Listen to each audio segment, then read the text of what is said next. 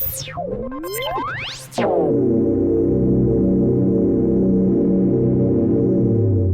is your weekly report on corruption in the Philippine government. A 34-year-old police corporal was shot and killed by unidentified assailants here on Thursday morning, police said. The victim was identified as Monix Bacuran, a native of Penablanca town, Cagayan province, and was assigned to Reyna Mercedes police station in Isabela. Investigators said Bacuran was driving his car when he was ambushed along the bypass road in Ugad village here, according to Maj Rodante Albano, Cagayan police chief. Police were still investigating the incident to determine the motive behind the attack and identify the assailants.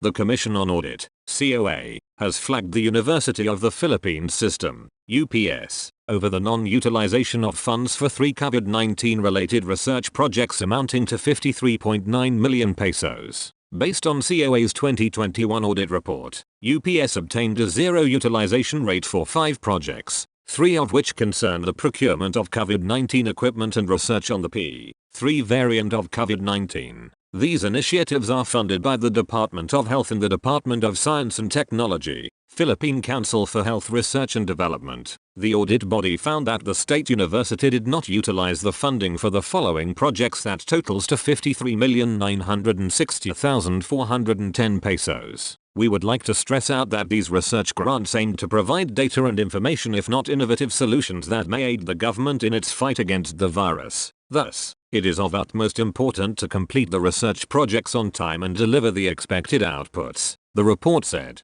2 other projects also had a zero utilization rate with funds sourced from the Commission on Higher Education. State auditors urge UPS to conduct regular monitoring of the use of allotments and come up with catch-up plans to address issues of non-utilization of funds. The audit body also recommended that the state university prioritize the implementation of COVID-19 research projects and to fast-track the procurement of necessary supplies, equipment and other testing-related needs in response to COVID-19. In all, COA said that delays in the implementation of the projects unnecessarily kept idle allocated funds, which could have been used to pursue other equally important government programs.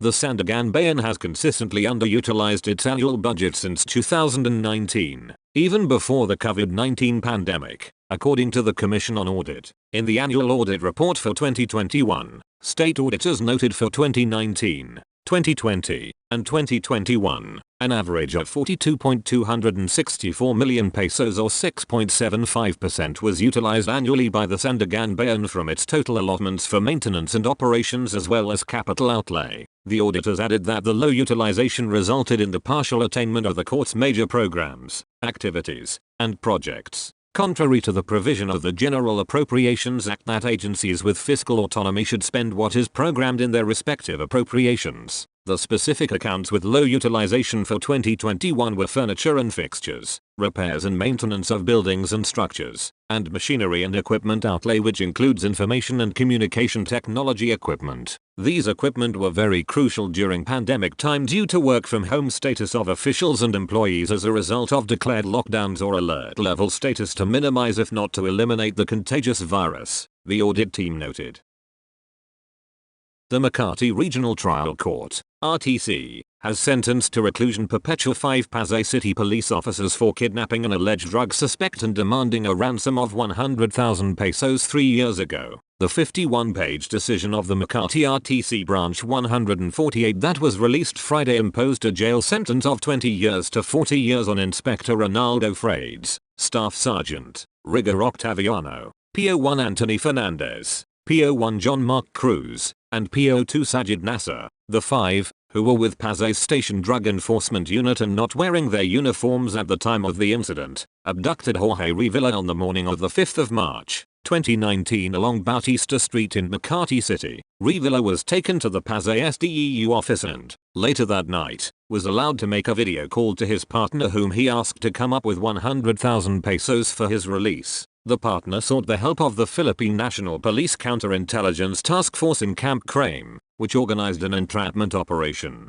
In asserting alibi, all accused nonetheless failed to present evidence to suggest that they were of such distance from the place of the commission of the offense that it would have been impossible for them to have participated therein. Read the decision. which also noted that the witnesses' testimonies were credible and consistent in all material respects. Aside from the prison sentence, the McCarty court ordered the accused to restitute the CITF the 100,000 pesos used as boodle money and indemnify the victim 50,000 pesos. The arrest was not recorded in the police blotter and the suspect has not been involved in any drug case. The incident led to the sacking of the entire anti-drug enforcement unit of the Pasay City Police, the relief of then Chief Colonel Noel Flores, and the dismissal from service of the 5 for robbery, graft, and violation of the Code of Conduct and Ethical Standards for public officials and employees. A former Metropolitan Manila Development Authority traffic enforcer was arrested in Rizal over a rape case. The Quezon City Police District on Wednesday collared its 10th most wanted person, Reynaldo Riga, from his residence in the town of Montalban. The arrest of the accused clearly shows that there is justice for their victims. Riga was nabbed by virtue of a warrant of arrest for rape, issued by Hon Angeline Quimpo Cell of the Quezon City Regional Trial Court Branch 106. A village councillor in Balino Town in Masbate was shot and killed by unidentified assailants on Sunday afternoon, police reported. Masbate police said Noli Ligap, 56, a resident of Barangay Dokal was shot by 2 unidentified gunmen in Barangay Tanapian at around 1:40 p.m. Initial investigation revealed that the victim was riding a motorcycle when he was attacked by the suspects who shot him multiple times in the back. Ligap died on the spot.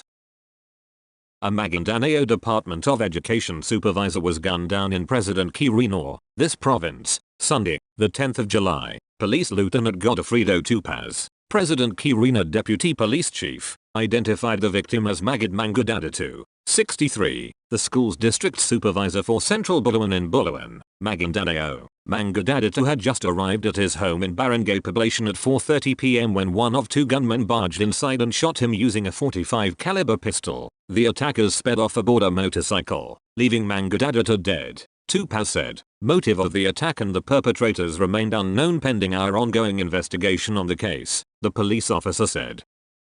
The National Telecommunications Commission, NTC, has failed to use its 8 million pesos worth of network coverage monitoring tool and communication equipment for disaster situations in 2021, the Commission on Audit, COA, said, in its annual audit report on the agency. State auditors revealed that the 4.8 million peso multiband network scanning receiver and post-processing tool and the 3.2 million peso rapidly deployable communication equipment bought by its Region 1 and Region 4A offices in 2020 remained unused as of the 31st of December, 2021 due to lack of guidelines issued by the NTC Central Office. Therefore, such a situation of NTC not using them is defeating the purpose for which the equipment were procured, resulting in wastage of government funds, COA said.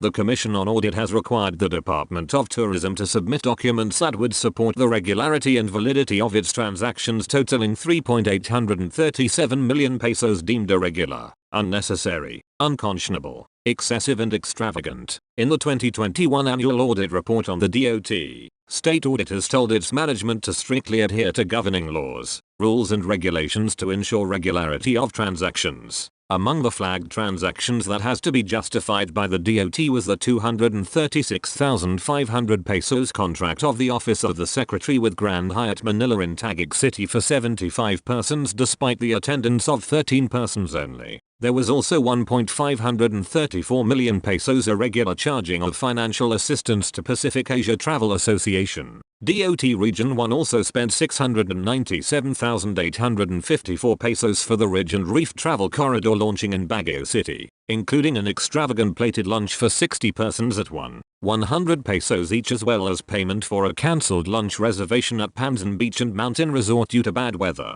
Otherwise, demand full refund of the amounts considered as irregular, unnecessary, unconscionable, excessive and extravagant in nature, the audit team said. The audit report noted a few comments from the DOT management, including the belated submission of additional documents to support the validity of transactions in relation to the PATA spending. The audit report also noted 49.270 million pesos disbursement with delayed or non-submission of supporting documents, including payments for salaries of job order and contractual personnel of the OSEC as well as other regional offices. The auditors however noted that the management of DOT offices agreed to their recommendation that chief accountants and other responsible persons submit the lacking documents. Other spending of the DOT amounting to 20.69 million pesos did not adhere to the provisions of Republic Act No. 9184 or the Government Procurement Act, casting doubts on the integrity of the procurement processes and reasonableness of the awarded contracts. Among the mentioned contracts in the audit report is a 5 million pesos procurement of visitor information and travel assistance visitor web-based application by DOT Region 1.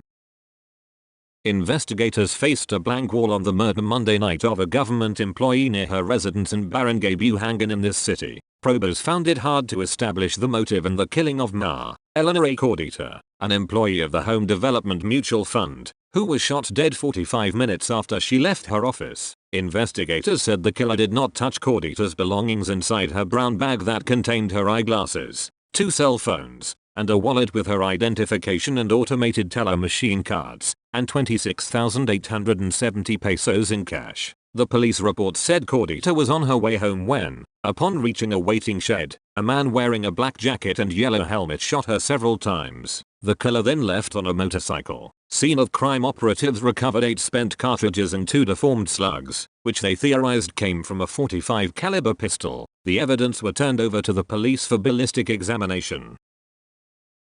The Sandiganbayan has convicted former Lingig, Surigao del Sur Mayor Roberto M. Luna Jr. and 3 others of their graft charges on ghost purchase of communications gadgets worth 18.9 million pesos in 2007. Luna, Sangguniang Bayan Secretary Jethro P. Lindo, Municipal Treasurer Ebranico F. Indoyan Jr., and Philflex Trading and General Merchandise President Ma. Las Vimindare Lopez were sentenced to 6 to 8 years imprisonment with perpetual disqualification from holding public office for violation of Section 3E of Republic Act No. 3019, the Anti-Graft and Corrupt Practices Act. They were also ordered to pay the municipality of Lingig 18,928,571 pesos, representing the amount paid for the gadgets, with a 6% interest per annum reckoned from the finality of the decision until full payment. Case records showed that the municipality of Lingig purchased 36 sets of SENAOSN 6108 handsets and 35 sets of SENAOSN 568 super long-range cordless radio telephone double bases from Philflex worth 18,928,571 pesos in 2007. However, the court found there was no public bidding conducted and the gadgets were not received by the intended beneficiaries. The court said that the series of acts of the accused and their respective approvals, despite the striking irregularities in the documents, show that they had the ultimate goal to award the contract to Philflex and approve the payment despite the